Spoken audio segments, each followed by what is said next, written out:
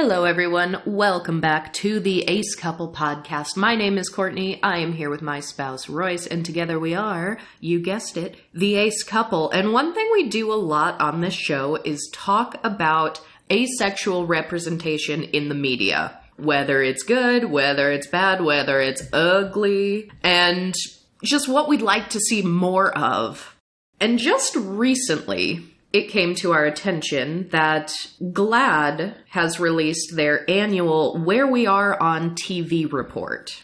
This was their 27th annual report where they have been tracking the LGBTQ plus characters on TV. And the plus has a bit of a caveat because for the 27 years they've been doing this, I think asexual and non-binary representation has really only been counted for like the last 7. But it seems each year they're trying to grow and expand, either counting new identities or counting new platforms, because they haven't been counting Netflix as TV for as long as Netflix has been streaming. So Netflix got added. In fact, Todd from BoJack Horseman on Netflix was one of the prime reasons they started counting asexual representation, period. But for those of you who do not know, GLAAD stands for Gay and Lesbian Alliance Against Defamation. So they are a queer organization. And they know, just like we know, that representation matters. Being able to see someone who has a similar identity or experience to you is incredibly valuable for queer people who typically aren't getting proper, well-rounded sex education in school, may not have words or vocabulary for our experience if you haven't seen someone else emulate that first or use those words first. So this is a very important report, and I'm glad they do it. I'm glad that GLAAD does this, but we noticed something a little weird on their report this year. A few things a little weird. So I think we're going to call this episode, What GLAAD Got Wrong. What GLAAD got wrong about asexual representation. And you know, the kind of funny thing is, we started getting so confused and perplexed by the things we were seeing coming out of this report that we kind of dropped everything while preparing to post an episode where we were talking about asexual representation in the show Heartbreak High, which made it into this report. So as we're trying to get this ready for our early Wednesday morning release, we're seeing contradictory information coming out of this report, specifically pertaining to the ACE rep. So we went on a bit of a tangent, and that episode came out late as a result. But now we have a whole new episode to talk about this specific report.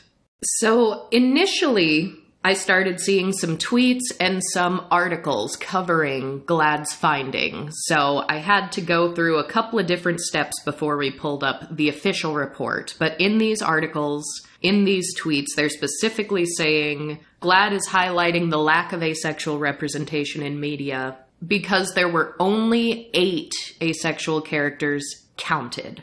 Now, I assumed right off the bat, based on those numbers, that they were really only talking about Western media or English language media, things that you could easily access via legal means in the US, because there are a lot more instances of ace rep in Asian-made media. We found lots of, like in anime, manga. Manga wouldn't count because this is just television. But we've also covered Kuisanu Futari, which is a live action that has 2 really brilliant Arrow Ace characters, so I assumed they were not going to be in this report.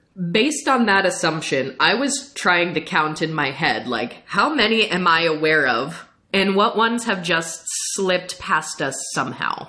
And so we immediately thought Cash from Heartbreak High, Abby Singh from The Imperfects, and then the character Elijah from Big Mouth. And other than that, I couldn't really think of anything else that I thought would make it into their report. Yeah, because some of the other ones we have covered were not current characters still being written into new media as of this year. Correct.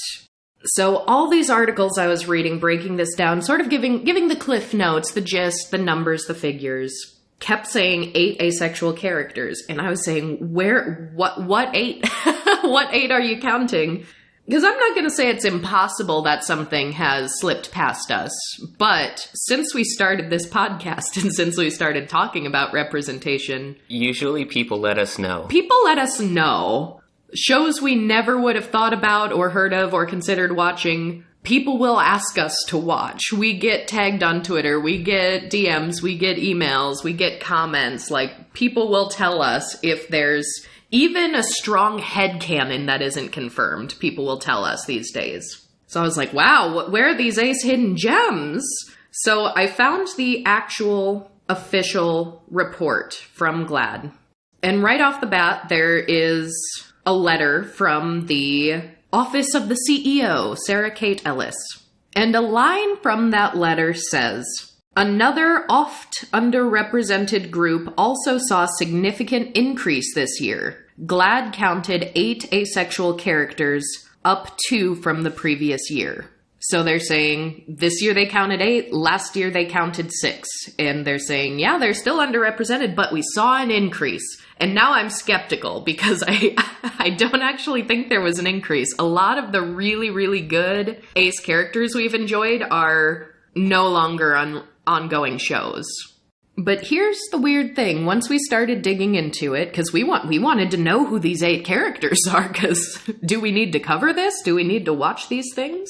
On page 5 of the report, it states that of the 596 characters counted across all 3 platforms, 210 were gay men, 180 were lesbians, 149 were bisexual plus. I assume by bisexual plus they also include, like, pan as a spectrum. That's my assumption, yeah. 25 were queer, 14 were straight trans characters, 12 had an undetermined sexual orientation, and 1% were asexual. So, okay. There's now a discrepancy. Where did the 8 come from?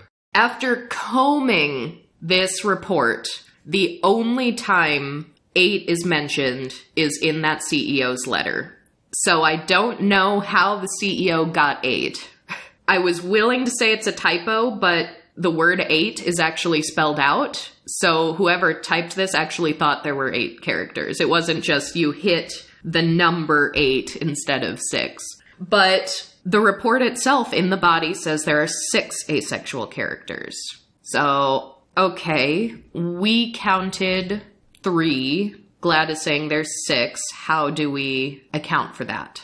So searching through the presentation, which luckily has been OCR'd, you can just Control F, find through it. That was helpful. Oh yeah, just Control F asexual and see for themselves every time they use that word what they're saying. One thing that I find a little frustrating and kind of confusing, because they did all this research, they put together this 50-page presentation. Summary. Where's the raw data, and is that published? I looked around for it. I just want to see a list of all nearly 600 characters and their orientation in their show. Like, where's the actual data? Because 4 asexual characters are mentioned by name in this presentation. Right. The other 2 out of the 6 we had to infer. Yeah, well, here's the weird thing, because they definitely have more information somewhere that is not available to us, because in the report, the CEO is saying 8, the body of the report, the text there is saying 6.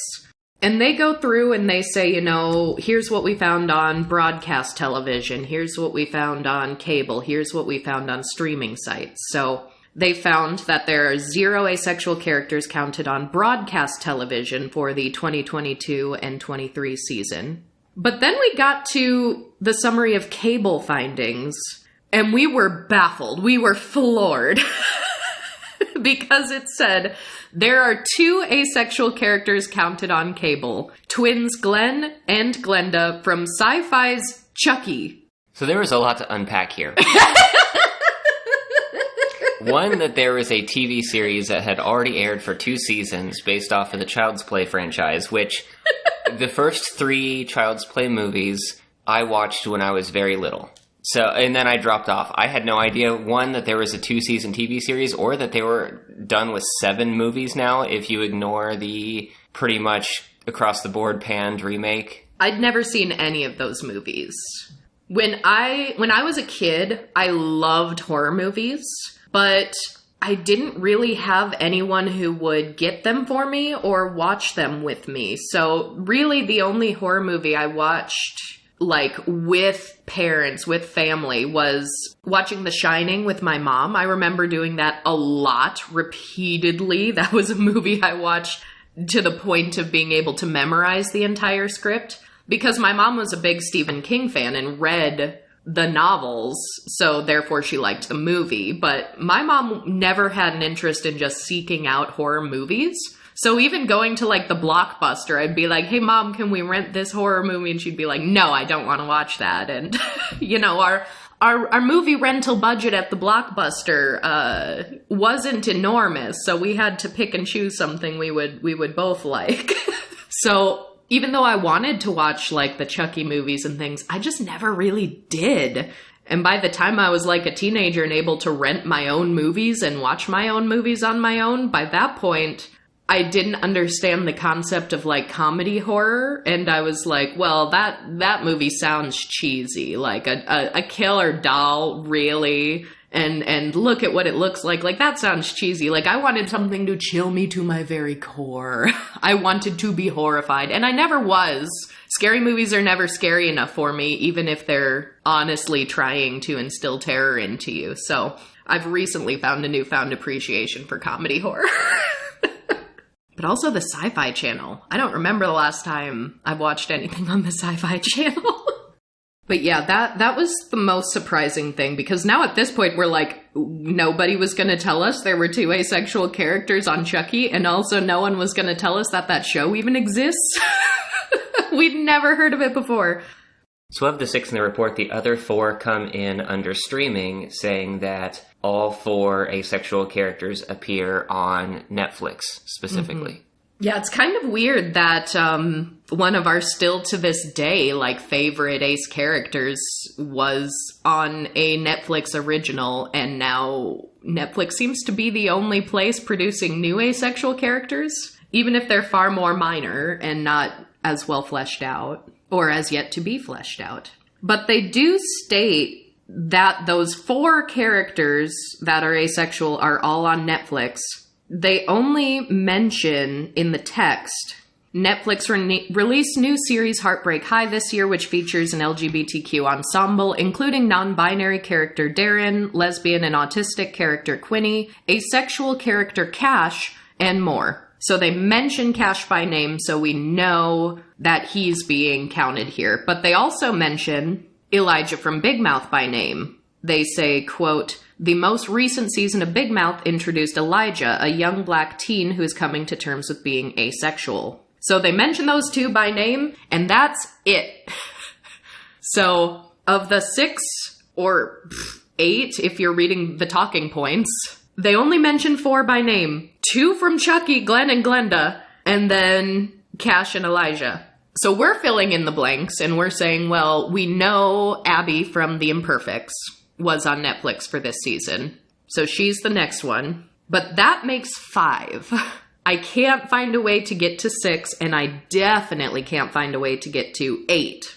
But now here's where, if they've got incorrect or skewed data, it's going to be affecting other areas, because once they get to talking about non-binary characters, they say there are 25 non-binary characters in total, 8 of whom are queer, 6 are bi+, 2 who are asexual, 1 who is gay, and 8 who have undetermined sexual orientations.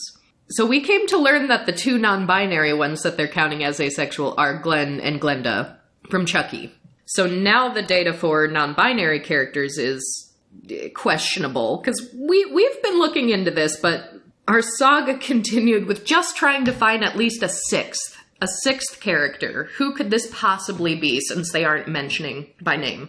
So I went to GLAAD's own website to see their own brief, like, bulleted summary of what they found.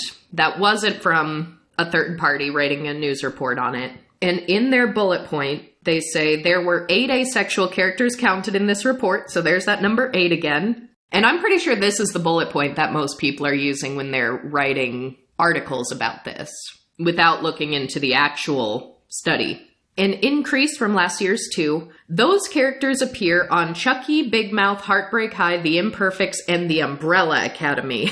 So now they're saying 8 asexual characters in these 5 shows. And Umbrella Academy, pardon, we watched that and saw nothing. So now we're going, hold up, what did we miss? At least based on that, we got confirmation that our filling in the blanks with Abby from The Imperfects was correct. Because they mentioned The Imperfects here, although not in the study. But the Umbrella Academy was a weird one for us. So I just Googled to see what other people are saying. I Googled The Umbrella Academy asexual.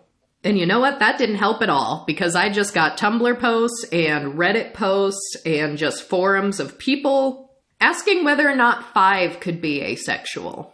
And 5 is an old man in the body of a teenager. Pretty much, yeah.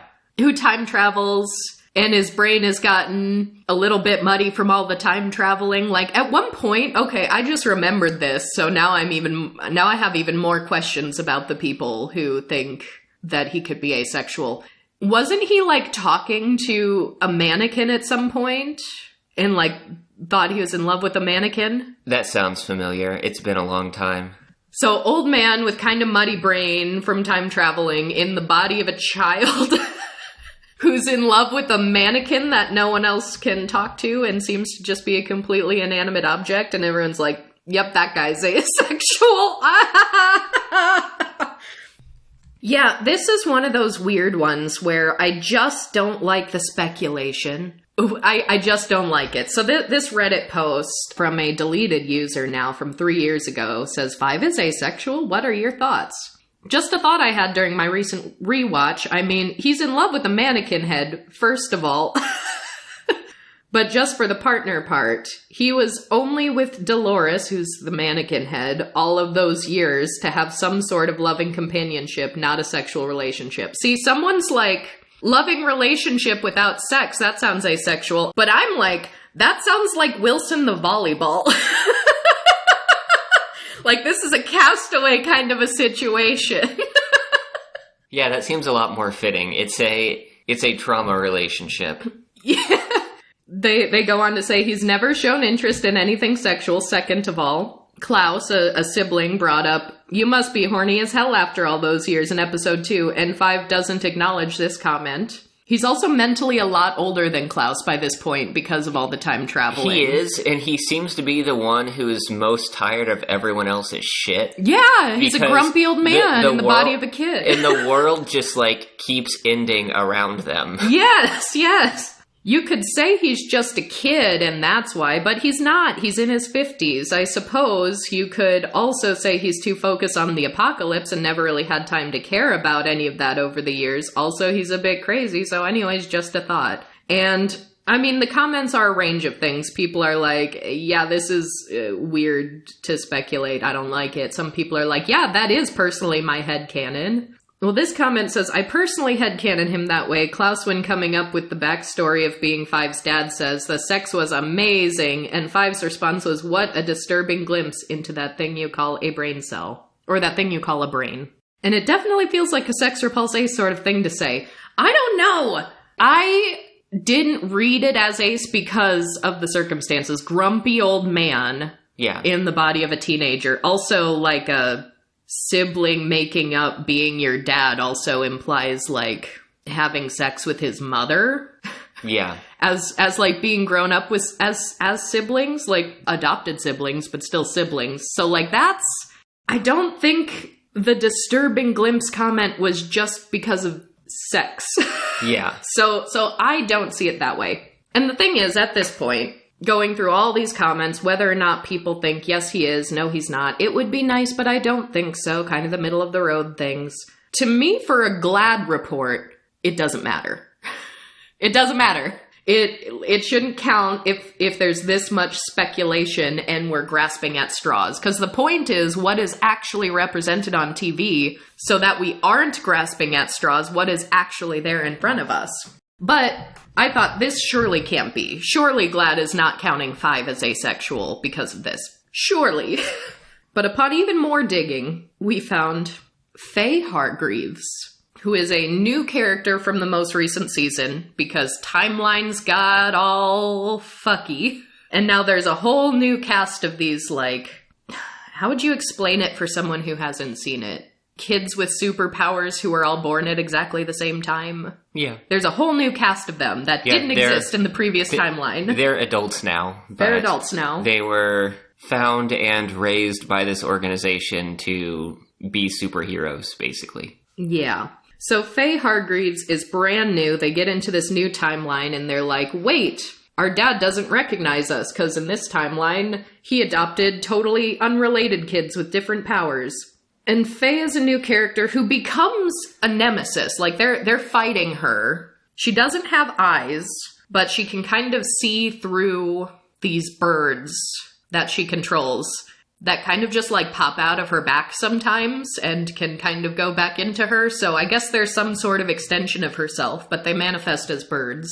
And we found an LGBTQIA+ characters wiki that says Faye is asexual. And first of all, I might be misremembering because I thought season 1 of The Umbrella Academy was great. Season 2, I thought wasn't quite as great. And then season 3, I loved Victor and what they did with Elliot Page's character. But most of the plot was starting to lose me. Because Elliot Page had starred in The Umbrella Academy before coming out as a trans man. So in the most recent season, they were like, let's work with that. Let's make your current character also trans and work that into the plot line. And I thought that was done really well. I thought it was very cool. I was very excited to see how they were going to do that after he came out.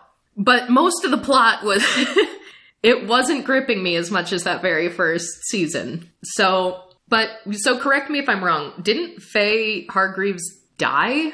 Isn't she gone now? So we're never going to get more of her unless they pull more shenanigans to bring her back? Yeah, I think she died near the end of the season, but there has been so much time travel going on in the series that I don't know if you could consider anyone's deaths permanent. Is this death going to stick? So the thing is, I don't remember her making any comments that could be read as ace. She wasn't really in any situations or conversations where it could have come up because she was also a rival. So she wasn't really having these, like, big in-depth conversations with the main cast for the most part. Yeah, she was mostly just threatening a couple of the main characters with crows. Yeah, sending crows after them. I remember one scene where she was, like, ribbing someone for hearing them have sex in the next room because she's like, we share a wall and your bed squeaks. But it was very much kind of like mocking that person was the tone. And so I don't think you can take anything from that. But we were like, all right, where is this? So then I start Googling Faye Hargreaves, asexual. And there aren't any official news articles. But I found a couple of excited fans saying things like, Ace Faye is canon, we won. Implying that there was a fandom who was headcanoning her as Ace, wanted her to be Ace, started talking about and making fan art of her being Ace, and then got excited when it was, quote, confirmed, when it was, quote, canon. We gotta have a serious conversation about that word canon, guys. I found the screenshot. First of all, this was the actress who played Faye on an Instagram story. You know, the ones that are only available for 24 hours tops and then disappear. Now, the internet is forever, especially if you're an actress in a popular show. So someone screen grabbed it, but it's literally the actress saying, Def played Faye as an ace. Wasn't written in the character description, but it felt right. In case you had a hunch. and then referenced an artist who apparently made fan art of Faye with a pride flag. So, absolutely not. Apparently the producer of the show shared that Instagram story, but now people who really like this character and really like the idea of this character being Ace are saying that she was confirmed as being Ace by the actress and the producer. No. You're allowed to like it. You're allowed to like it and want it and headcanon it. That's fine. But now I still don't know. Was this the character they were talking about in the GLAAD report? We don't know. Yeah, I want to see GLAAD's actual raw data, like their breakdown. Because the thing is, it seems like that is the character that is missing. But Faye actually appears in the report under the section of characters with disabilities. And asexuality is not listed next to her character. Is another orientation listed? No. I bet that's the one they're talking about then. All they mention is blind. Which is weird for me. I had complicated feelings about Faye because she doesn't have eyes. She wears dark black sunglasses. And any situation where she takes her sunglasses off, it's just like skin over where her eyes would be. Like there aren't even empty eye sockets. It's just she just has skin there. And I looked up at one point, I was like, did they get a blind actress to play Faye? And they did not. The actress is cited, which I kind of have issues with. But then there was a fight scene where someone said, like, you fight pretty good for someone who's blind. And she just said, who says I'm blind? And then you see vision through one of her crows that's flying around, and you see like an aerial view of what's going on. Yeah. So I don't like calling her blind for that reason, because she herself doesn't call herself blind, and she very clearly does have vision through her birds. And then that made me think, well, okay, maybe that's a little better that they didn't get a blind actress, but even if they were saying she has vision through her birds, I think it would have been cool and better to get a blind actress to do that. I think it could have been really cool, but they didn't. And the GLAAD report, by the way, I believe only had 27 disabled characters. So not a lot. So if that's our confirmation that they're using Faye as a queer character, they're counting her as being asexual because the actress said it wasn't in the character description, but I played her as Ace. First of all, what is playing someone as Ace? If this actress is not Ace, and she's like, oh yeah, I played her as an Ace. What does that mean? That's meaningless. That is absolutely meaningless. Like, what does it mean to play a character as gay? If a straight actor on a TV show where a character is not stated as being gay is like, oh yeah, I played this character as gay. What does that mean? It is truly meaningless.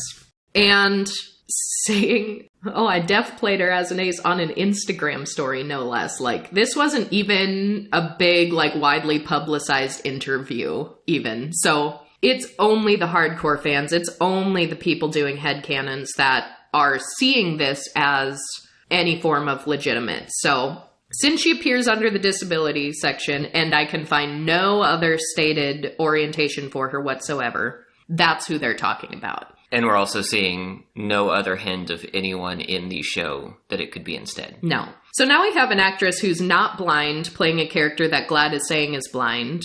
And we have an actress who's presumably not Ace, who's saying she's playing this character as Ace. I should look up if that actress has stated her orientation, because I guess I shouldn't assume.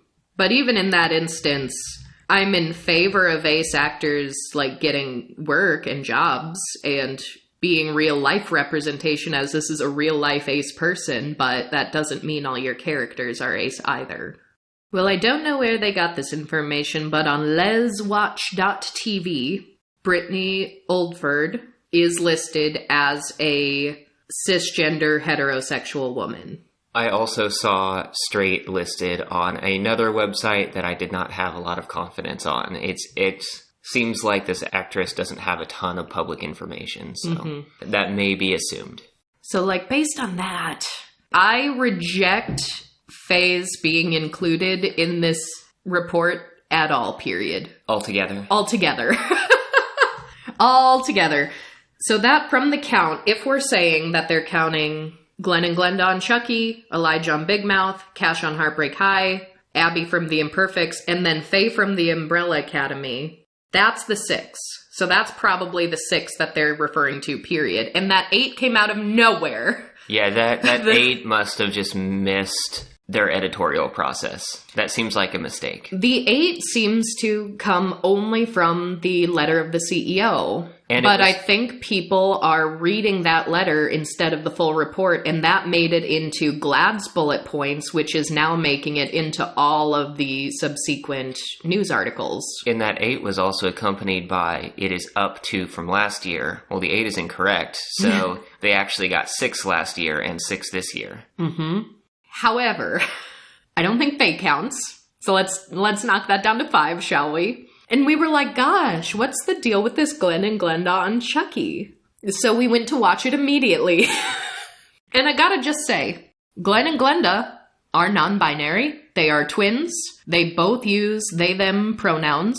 I love that. I loved the way they did the non-binary representation for them. I thought it was good. I liked it. Not a word about sexual orientation anywhere. Anywhere. We watched every episode they were in, and the only moment that there could have almost maybe been a one-off line that someone could have taken and used, they didn't even use that opportunity because their mother was talking to them. One of them, I think it was Glenda this time.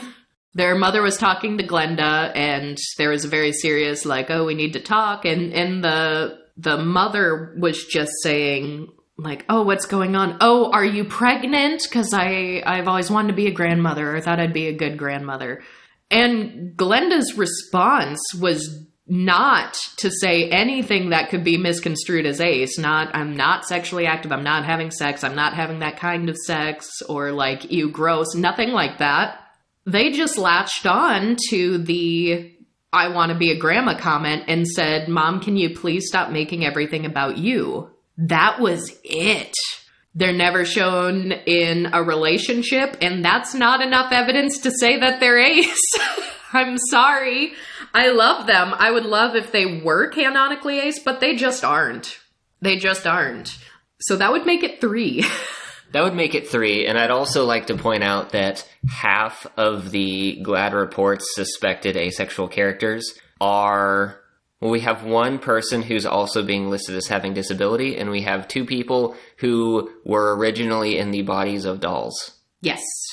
They're in human bodies for the vast majority of the Chucky TV series, but that may draw upon the sort of ignorant asexual stereotypes where, like, historically, if someone was listed as not being in a relationship, it was because of some circumstance. Right. Which that would even be, I don't think GLAAD was using 5, but for the people headcanoning 5, they're like, oh, well, given circumstance. Right, either because child body or because of the psychological trauma of having, like, lived throughout this experience. It was something that caused the behavior instead of their natural orientation, you know? Mm-hmm, mm-hmm. Which that isn't to say that aces, like, can't become ace at a certain point, because we know that sexuality is fluid and that can and does happen in real life, and that is fine. But when it's not stated on screen, when the character is not stated as being ace, and people are literally grasping at straws and trying to use that and pull that out as like, it is the trauma, it is the fact that... It's something that can happen in real life to real people, but it's not good representation in the current era, at least on television and movies. Yeah, and it's still not stated. If they stated and owned it, if they were like, yes, this person is asexual because of trauma, and that's a real thing, and it's valid, and that would be a bold stance to make on TV at this point in time. And I'd be into it if they didn't actually tiptoe around it or shy away from it.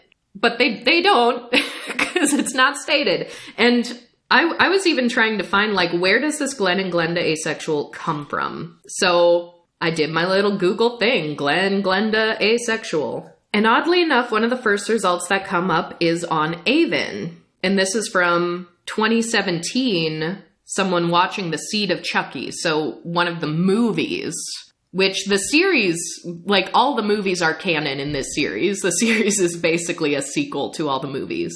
And a poster on Avon says, so I was watching The Seed of Chucky the other day and realized that Glenn, Chucky and Tiffany's child, also known as Glenda, is gender fluid and was talking about how cool that is. For gender fluidity to be shown in media is a great thing to break binary stereotypes and all. Also, Glenn/Glenda's mom, Tiffany, is pretty supportive of them, so it was really funny and cool. Anyone know of any other gender nonconforming characters in media? And this was under a thread entitled Gender Fluidity in Media, Movie/TV. So nobody is even saying here on Avon that they're headcanoning them as Ace. And here's the weird thing. At that period of time, there was a single doll body that sometimes went by Glenn and sometimes went by Glenda. So people were thinking, okay, this is, you know, a gender fluid kind of a situation. But now we know that there were two souls in this doll. They were sort of swapping control. Yes. Periodically. And one preferred to go by Glenn and one preferred to go by Glenda, but they are both non-binary. And I thought that was cool because when these souls got put into human bodies for the TV show that we just watched, we have these twins played by the same actor who is also non-binary. The twin who's going by Glenda, which is the more stereotypically feminine name, is the one who has a bit more of a masculine appearance, has nearly shaved head, very short hair. The one who goes by Glenn has very, very long hair. And I think that's cool. I like it. I like them. I really, really do. And the thing is, this TV show, Chucky, is like so surprisingly queer. Like, it's very, very queer. And I even found a Screen Rant article from 2021 about how Chucky is secretly the most inclusive horror show on TV. And this author says that some are beginning to suspect that a character named Junior might actually be asexual. Well, Junior's only in the first season. He doesn't return to the second season, and we saw nothing to imply that at all whatsoever. So we gotta stop with this speculating on the characters, because most of them don't come to fruition, and some of them will get erroneously put into the GLAAD report. Super, super weird. And there were even some really great moments in Chucky for, like, just general queer representation. This murder doll found a gay teenager whose dad was not supportive, whose dad was abusive. And this murder doll is like, well, I have a queer kid, you know? And this little gay boy is like, oh, really? And you're cool with that? And he's like, well, yeah, I'm not a monster. And we were rolling. That was funny. That was so good. And there was even, so Glenn and Glenda's mom is also a murderess, and she has many lovers, often at the same time. And there was a situation where someone got murdered in the house, she's worried about her kids, and none of the other lovers who are all in the house know about each other. They all think that, like, they're the only one for her. So they're coming to her, like, one after another in this bedroom, like, trying to have sex with her, but she's trying to do other things. So even though she's very sexual, she's just, like, it was a very funny sequence. Like, a guy comes in and, like, grabs her head and is like, why don't you blow me? And she just, like, crawls on her hands and knees through his legs. And it was like, no, thank you, not right now. And so, and I turned to you, Royce, after we saw that, and I was like, honestly, I want an asexual character to have a funny sequence like this, because it was funny, but it was a sexual character who just wasn't interested in it right then, and it's like, we could do so much better.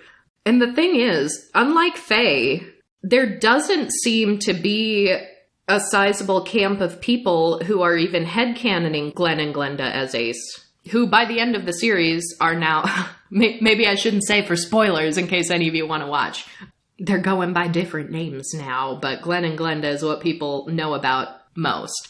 When I did a little bit of searching I couldn't find anything on them at all about asexuality. No, all I found was actually a cruel comment where someone on the Chucky subreddit just said, "What is your general opinion on Glenn and Glenda?" 9 months ago.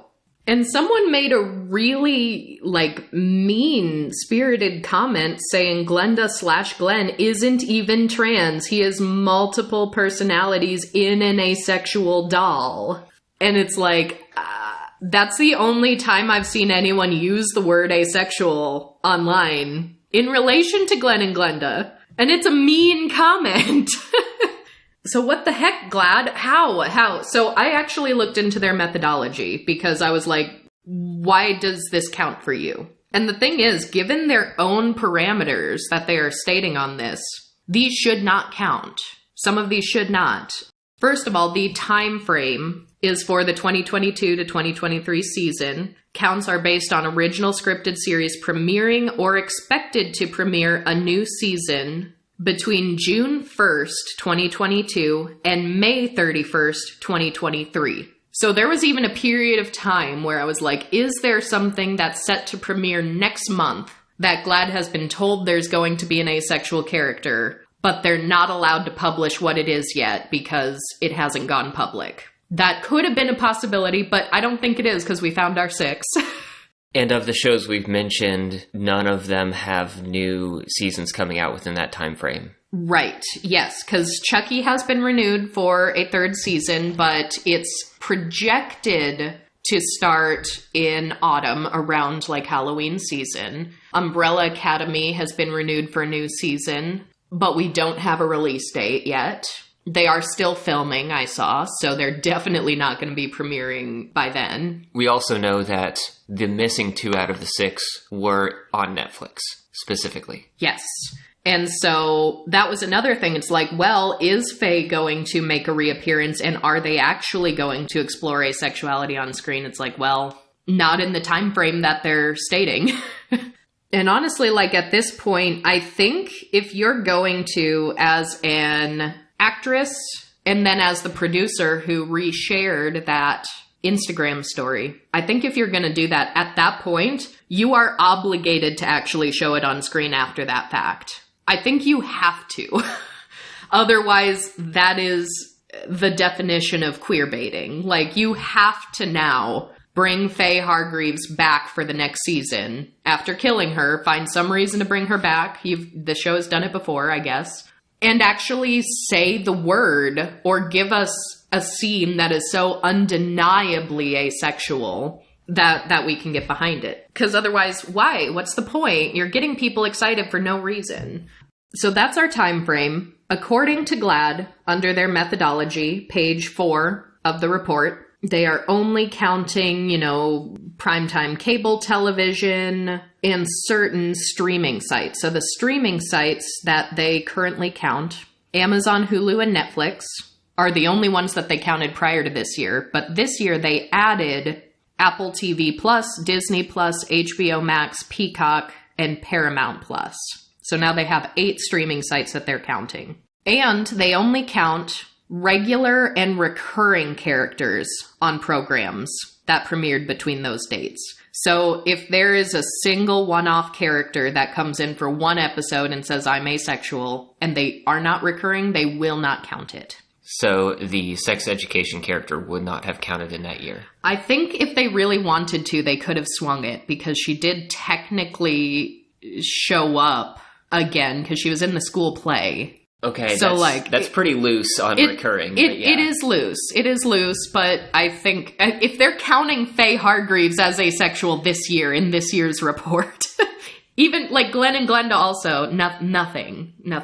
I don't think in a previous season they counted the character on The Owl House, who was confirmed off screen. Quote, confirmed off screen. So yeah, they're playing really fast and loose with what they're counting, but based on their methodology, here's what they say. Characters' sexual orientations are determined based on the specific label a character uses on screen. If that's true, which it is not, then even Cash from Heartbreak High would not count, because they never said asexual or ace on screen at all. Now, I think he still counts. I think he still counts for Ace Rep. The scene that Cash was in was unambiguous enough that given the circumstances of Cash working through the process and trying to figure out their own orientation. Yeah, so I think it counts. And there were a couple of different scenes that it wasn't just a one-off, like, oh, I'm not interested right now. Like, it was building up to it. So I do think he counts, but based on what they're saying here, there was not a label used on screen. And yet, how is Glenn and Glenda there? How is Faye there? There was no label used on screen for Faye, and there wasn't even an unambiguous scene for Faye like there was for Cash. But then they say, for series which have not yet aired, so let's say something's set to premiere in April, and the network has told GLAAD these are the queer characters that are going to be in this show. For series which have not yet aired, the characters' sexual orientations are determined by what has been confirmed by content providers and or creators in official promotional material for the series. I'm gonna say an Instagram story by an actress is not official promotional material. So by their own parameters, even though we say there were 3 asexual characters in a show premiering during that period of time, we would be okay with 3. But based on their own parameters, it sounds like there should only be 2. Elijah on Big Mouth said the word asexual. Abby Singh in The Imperfect said the word asexual. That would only be 2. Why are they inflating the numbers? When they're saying, like, oh, there's a severe lack of representation, we need more, why are they inflating the numbers? And what other orientations have they played really fast and loose with what characters count? Because at least the ace characters are few enough in number, and we have our eyes on ace representation anyway, that we could fill in the blanks that weren't stated on the report. But, like, I'm not going to do that for, you know, almost 200 lesbian characters, because we don't have the full list, so we don't know all the characters they're counting. That's the thing, though. If they fully opened up their methodology and we saw just a list of everyone, there are enough people online with enough time on their hands to go through and nitpick that list. Yes. I mean, you could argue that's what we're doing, is nitpicking the list, but... Just with 6 of them instead of 600. Right. And the thing is, we already saw most of these because we have our eyes on Ace Rep. We know what's going on because it's so few in numbers. So when Glenn and Glenda from Chucky comes out of nowhere and hits us like a truck because we didn't even know that this was a TV series... Like, yeah, we're going to be curious and look into that. We watched all of Chucky. There was no Ace Rep. And yet those are 2 of the characters that were mentioned by name in the report. So what? I'm very, very confused. I'm very disappointed. I would be more willing to forgive the error of the CEO saying there are 8 characters when the report itself says 6. I'd be more willing to dismiss that as an error if I agreed with the 6 that they stated.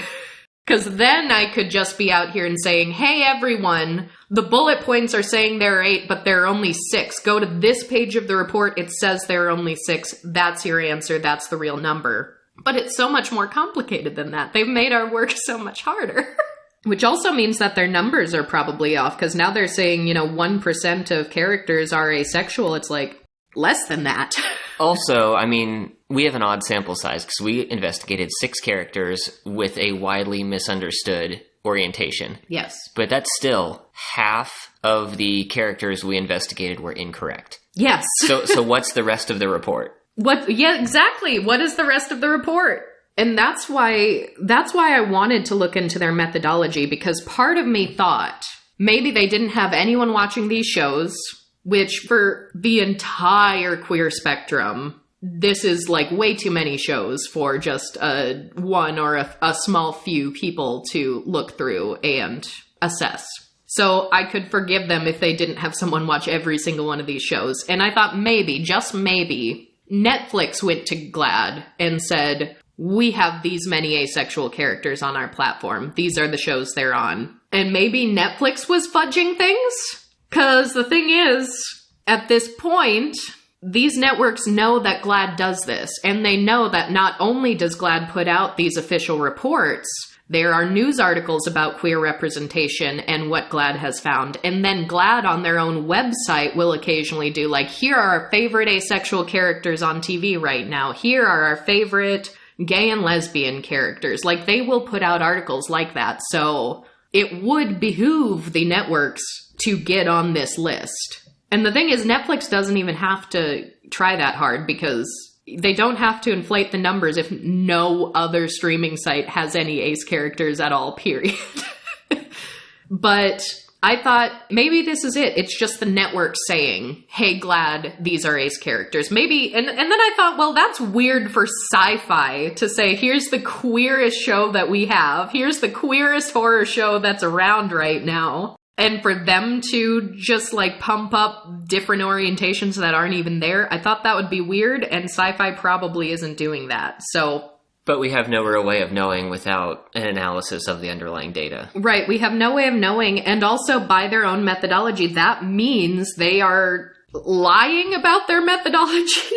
Because it says characters' sexual orientations are determined based on the specific label a character uses on screen. That takes it down to 2. And they're only saying they're taking the network's word for it in official promotional material for the series, and only if it has not aired yet as of the time their report comes out. None of those have I seen for any of these, because otherwise if we Googled like Faye Hargreaves asexual, we'd be seeing a news report saying Faye Hargreaves is going to make a return on season 4 of The Umbrella Academy, going to explore ace identity. Like, we would see an article if it was official promotional material, right? And it's just, I don't know. It's a little disappointing with how often we do get fed these crumbs of representation. You mentioned the Owl House character, Lilith. People in the fandom are going to say that Lilith is canonically Arrow Ace. But we did an entire episode about her, and she is not. That is a very queer show with a lot of explicitly stated identities. And Lilith is not ever stated on screen as being Arrow or Ace. And yet we are told, as the Ace community, like, this is your rep. And it's just not. And we know how little representation there is for us in our community on TV. And this is why GLAAD does this report, to highlight how little rep there is. And yet the official report that comes out every single year that's supposed to highlight how little we have seems to be artificially inflating the numbers. Because honestly, like, 8 asexual characters still doesn't sound great. But if they followed their own methodology and they said there are only 2 ace characters on TV, that's a lot more jarring. That is a lot more jarring. And of those 2, one is on a show that got canceled. That's even worse. Because The Imperfects got canceled. There isn't going to be another season of that. Big Mouth, I understand, has been renewed. So there is going to be more of that character in the future. So, like, that's the real story here. There are at most three, and only 2 of them are probably going to be explored further. That's it. That's the story here that GLAAD should be sharing. That's what we should be seeing in news articles right now. So I don't know. We'll see. I'm halfway tempted to write up my own little report summary and send it to GLAAD. They do say that everything in the report is true to the best of their knowledge, but that it's subject to change based on what happens throughout the series or what doesn't happen. So I wonder if anyone pointed out to them that, first of all, the number 8 is what's getting shared in all of the talking points. Even your own report doesn't say that. But also, based on your own methodology, these don't count. We checked. And I don't know, perhaps there is a way to request, like you were saying, the raw data. What is the list? What are the characters? I don't know if that's something they'd ever share with us, but maybe we can at least get the report adjusted and a little more correct at least. Yeah, and I understand that there may be some characters in this report that they are legally obligated to not share because the airing season is not over yet. There's a couple of more months. Mm-hmm. But once that passes, what would be the reason to hold on to that information? I even went back to some previous years to see how they've handled the wording of the report for characters that hadn't aired yet, but were going to. And they even stated, like, there is to be another character on this platform that we are obligated not to share or cannot currently be named. So they have stated, like, there's a character, but we can't share it with you. And nothing's worded like this now either, so it's certainly not the case for Ace Identity. It could be for others. Easily it could be for others. Because, you know, spoiler alerts.